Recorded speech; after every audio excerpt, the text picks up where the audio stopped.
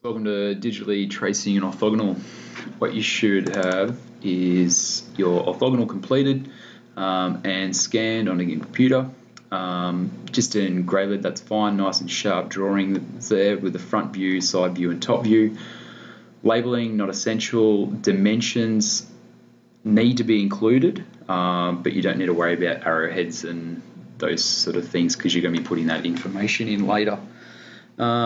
What Riley, the previous student's done here as well, is from this then being able to develop his isometric, which is really handy, and that's what you should do if you're creating a isometric. Complete the orthogonal first because it's going to give you the correct sort of dimensions, and then you're going to be able to draw up a rough sort of graph here and cut in your drawing as he's got it down here using the graph section and create the ellipse and then be able to produce it based off that from these drawings, which is incredible detail. Open up Illustrator and it should be an orthogonal template. There should be a landscape and a portrait view, and go through and just complete the title block. So a nice name for the product, the part name. So for each component, when it's an orthogonal, often it's made up of many different little components, I guess. So it might be the lid, then the bottle, then the outside surrounding case. So label that. The scale being 2:1, so remembering that's half the size. Who it's drawn by, just the initials. Drawing number, as I said, 1 of 1. So each component or each part would tend to have one drawing.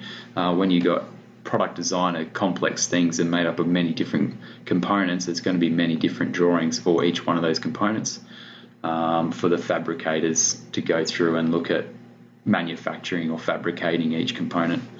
When it was created and what materials are going to be the end output, so it's sort of a soft plastic that's dishwasher proof. Across the side here, there's further information in terms of what lines need to be used. So the VCAA technical drawing specifications and arrowheads and all these sort of things you're going to be able to copy, paste or duplicate and put in onto your design.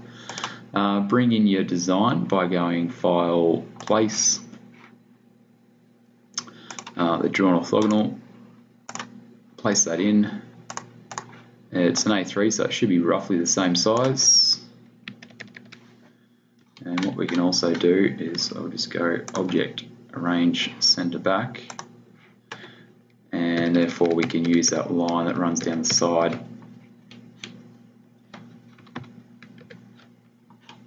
to place it, and that's pretty good.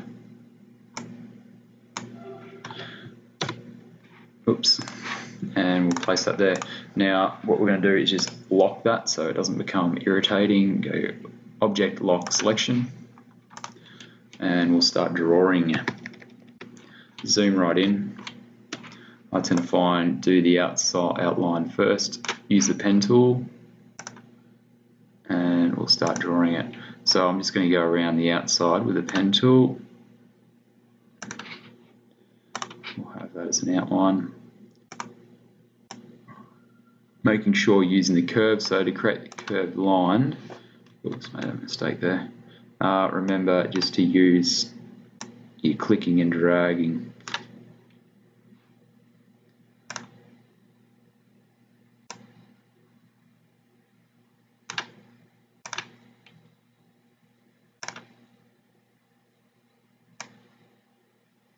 If there's any issues, you can always grab those endpoints, the anchor points, and move them later with the direct selection tool,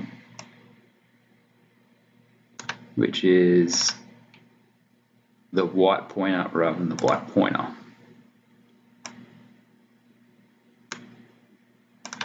Get down the bottom here. Try and include objects not going to have a hard edge. It's going to be a nice curved, rounded edge. Because it's product ergonomics, think of ergonomics and think of if it's got an edge, it's going to be really tough to clean. So think of the context and the end user. What I'll do is I will continue drawing and I'll save this for now. I've copied these, I've just duplicated them. These little parts we'll get rid of. So if I select that, I'll just turn that handle around and that will be straight. So if you make issues, if you have issues with anchor points, you can always change them and change the handles for curves. And up the top here, we should have, it's not shown on this, but it should have a thickness to it, whereby we'll be adding hidden details. So this section pops out, so there needs to be a section down here that drops into the drink bottle. And so hidden lines can be simply just completed by going to the stroke, dashed line, and make it reasonably small. And that will be sufficient. The dashed line needs to be repeating, otherwise if it's a long one, short one, and then a long one, that's a chain line for circles to show symmetry. And oops, and we'll zoom up the top and we'll start doing the circles. So under the rectangle, you can get rounded rectangles, you can get ellipses, and we'll start drawing them. Turn that back to solid line. The design, as you can see, is almost complete. Using it in Illustrator, you can get the precision, you can duplicate lots of things, you can copy lots of things and just rotate them or reflect them to give the correct view. So what I've done is drawn the front view mainly with pen and just duplicating a few things and using the scissors to cut out that little section there as I showed you, and obviously duplicate a lot of this just across from that section. Once again, the hidden line here, shown here, which should also be shown on the front. Just to duplicate, remember plus and minus to zoom in and out really quickly and easily. If you hold the space bar, it will show the hand and you can pan around the page really quickly and easily. And another quick little handy shortcut is the Alt tab, the Alt tool. Let's zoom in a bit closer. Might be too small and fiddly. It's not allowing me to do it. I'll just grab a copy of it and paste it.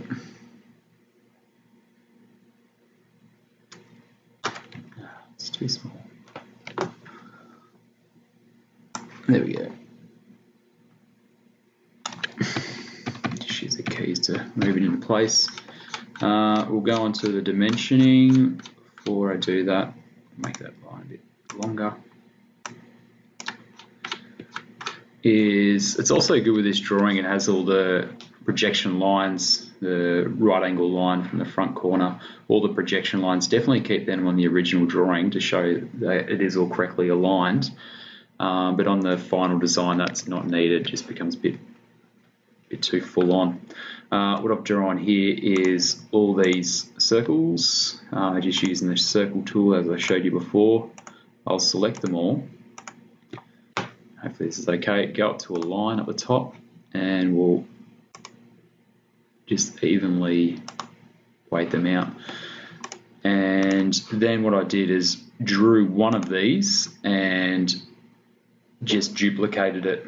What you can also do is with this one, I drew that one, I then copied this one, and looking at this one, it is, first one, must have been that one, transform, it's 0 angle.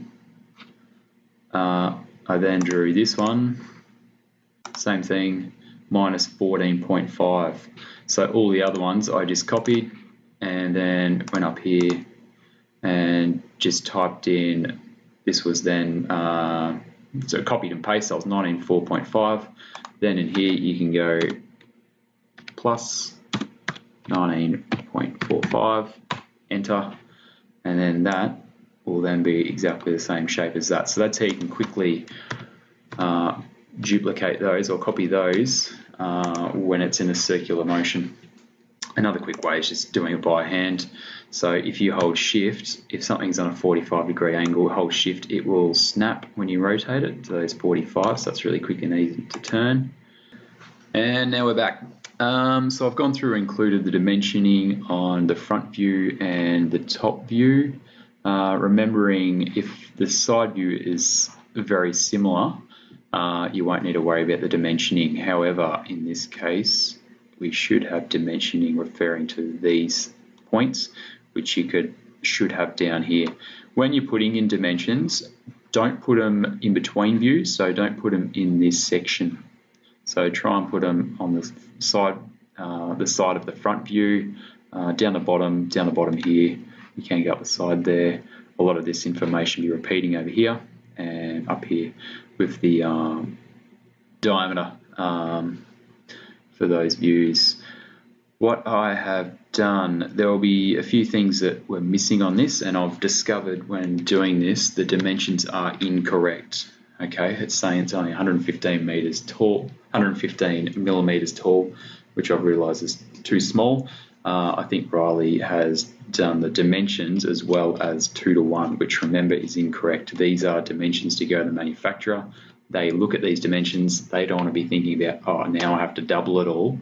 The dimensions should be to size, so the correct size. The scale of the drawing is just 2:1, so half the size to make it fit on the page. So make sure the dimensions are correct. So I've gone through and fixed all those up. When completing the dimensioning, what I've done, I've put in just a little white box here. So I've drawn that as I've done there, and I've selected it. I've gone up here and I've made it 10 mil wide. So this transform, you're going to be able to state in terms of the millimeters, how wide you want it. All the dimensions need to be within running down that line, all the projections from the object from that. So, and I've drawn one there for that 10 mil. I've drawn another one, slightly darker shade, another 10 mil, and another 10 mil, knowing that I'll probably have to have 2 or 3 lines receding out. And I've just made them transparent, so I've selected the object, gone over to the palettes and made the opacity lower, 30%, just so you can see through the dimensions underneath to go through and draw it easy enough.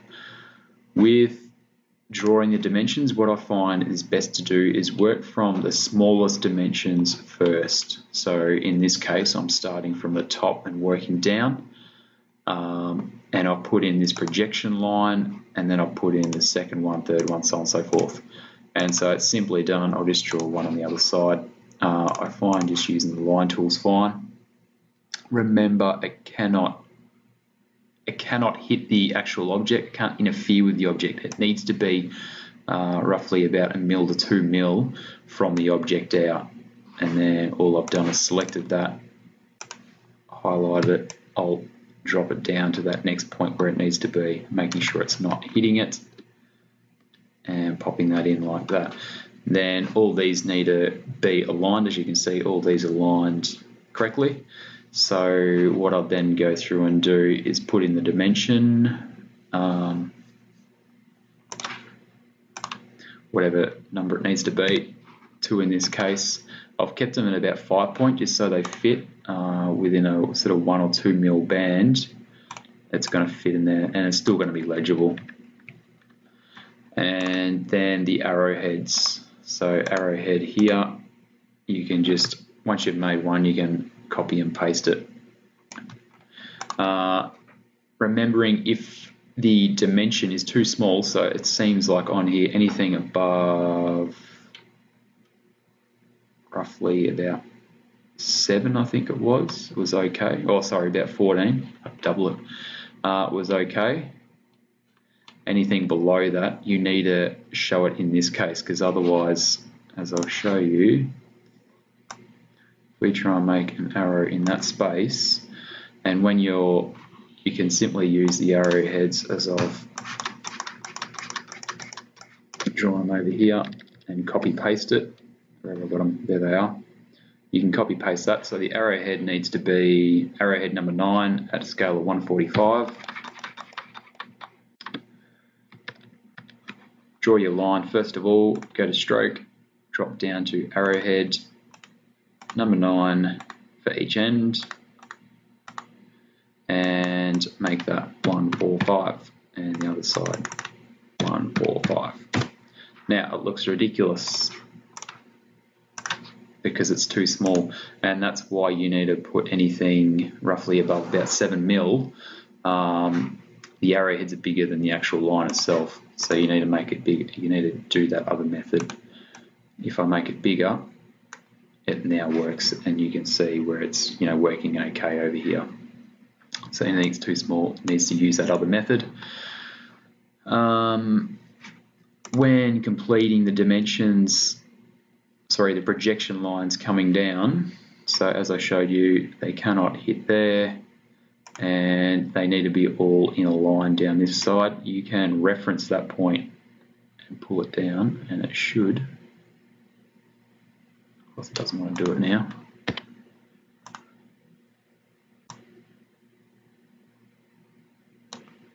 It should stay in a line, which it is there. It's just not showing up the regular marker. So make sure they're not touching. Make sure the arrowheads are the correct height. They should be 3 mil long by 1 mil wide. The dimensions all need to be the same orientation. I'll just go to what VCAA states. So this is how it needs to occur. Title block information needs to be 7 mil high, 3 mil above and below the line. So for all that information there, which is what it's set up as, remember that for the exam. Thickness of the dimension lines, so visible lines need to be solid. They need to be 4 mil. Hidden lines also 4 mil. Dashes that start and end in contact with the visible hidden lines, which is going to be difficult on a digital. I'm not too sure how much they police that. Thin continuous lines for dimensioning and projection lines, they need to be thinner or half the thickness of those, so 0.2, and same thing with chain lines. And you can obviously tell the difference between the two hidden and chain lines. They're the dimensions there, as I've just read out. Dimensioning, scaling, so just understanding that. The dimensioning, make sure the smallest figure is in the inside, the larger dimension on the outside. Obviously if these cross over, it's going to interfere quite a bit. The arrowheads needs to be 3 mil long by 1 mil wide. They need to be solid, or they can be open. Projection lines need to extend 2 mil from the last dimension line, so 2 mil overhang there, and 1 mil from the object, and drawn outside of the object wherever it can be. Dimensioning lines need to be separated 10 mil apart, so from the object 10 mil, and then from each line 10 mil. When drawing circles, so if it's a semicircle or a full circle, it should show the diameter sign. If it's a simple arc, so a quarter circle, it should be a radius, and these are the correct ways. So from the outside line or from the center point with the the diameter symbol, and also a chain line showing the midpoint. So that should be the midpoint to show the symmetry, or showing that it is a circle rather than just a rectangular prism. Same thing there, that sort of crosshair chain line effect showing the top point, the bottom point, and the two side points. And hidden lines shown there. Chain lines also shown on sectional cuts, which give a clear indication for the manufacturer to know that, okay, that hole goes all the way through, and that's under architectural. Back to this scene, it's making sure you put in all those requirements for orthogonal drawing. It is very specific. Obviously for manufacturing it's very complex, so the rules and regulations need to be very clear and need to be abided by. And for our case, for VCEA and for exams as a minimum. Getting back to dimensioning, you can, as I said, you can simply start to sort of copy paste these and drag them down, just making sure they're not coming into contact there. They're all in line there. If you're having issues, whereas this is I couldn't have this 10 mil in here because it would have been taken up, so I've had to use 1, 2, 3 rows. So start with the first row of the smallest numbers and then work your way out to the left. Hopefully that's all clear there, referencing arrowheads. If there's a lot of arcs, originally I think Riley had a point in here, we're saying that's an arc. If there's an arc, there's no edge. So if there's no edge, then you don't need to include the dimensions. So if you have a lot of curves in it rather than edges, you can get away without doing dimensioning. These should be referenced for the dimensions, unless they are here. They possibly are. Remember, only do the dimensions once. This hidden line needs to be dimensioned, which isn't included. This is included. The width of it hopefully is shown on the top view. And when you're completing them, they're all going to be the same as I've done here. I've just made a copy, then select them, and then you can simply use that Alt key and just drag and drop. Makes it nice and quick. That should be that. Moving up to the side view, I'm not worrying about. Hopefully that's all doubled up. I would actually, because it's just a tutorial, I'm not going to worry too much, but otherwise I would be checking it. The other thing that Riley's missed out here is the actual thickness of the bottle. We don't know how thick this wall of the bottle is. So a quick way to do it is copy paste it. You can use the path offset tool, but I think this will probably give a pretty good result. And so we're going to say it's that thick. Go down the bottom, pull that in. That's pretty good. You'll have to play around with these little arcs, just pulling them down a bit.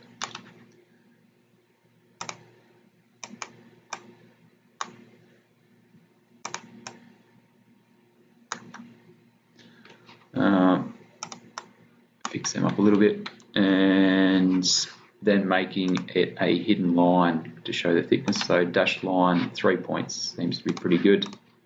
And there's a line that runs through that middle point. So you should use the direct selection tool. Whoops. Somehow I've selected the whole thing. No, wrong one. I'll just leave it for now, but there should be a line through there. Use the direct selection tool to complete that. Same thing here, just copy that and that side, and it should run up in there, across there, back up into there. So that's the only thing it's missing out on the drawing, but otherwise it looks great. The top view, I've gone through and done the dimensioning for this. Hopefully I'll just, oh, it needs arrowheads. So all these, I've gone from the midpoint. I say that seems to work the best, and then gradually work your way up, remembering there needs to be a bit of a space here. If you start here, then you might run out of room. You make sure you use the diameter symbol and then the figure. Now I just realised these all need arrowheads.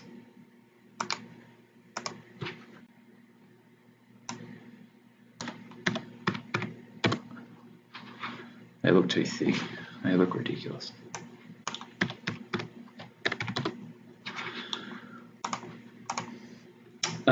That should be correct. The only other thing we're missing is the chain to signify the midpoint, which you can see is right there. It'll pop up right there, and I can use a guide so it doesn't interfere.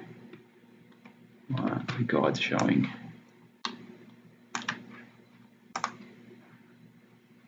View guides, show guides. And drag one down from the other end. And so I'll draw a line. It needs to start beyond the shape to the other side of the shape. Otherwise it's very hard to determine if it's a hidden line or a chain line. I'll select them both. Over here, dashed line will go 3, gap of 3, then 7.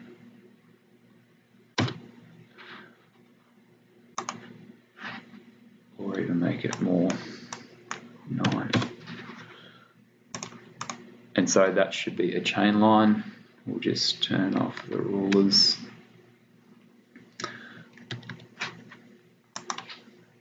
And therefore there should be a chain line that runs straight down the middle of this bottle.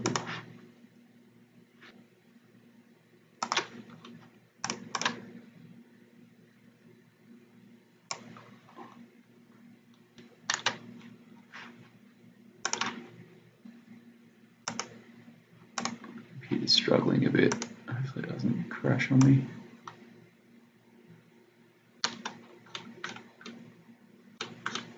There's one, and the other one for the other side, just to signify that it is circular. Then clean it up, get rid of these silly boxes, and dimensioning's done, projection lines are in there, outside lines, hidden lines, chain lines.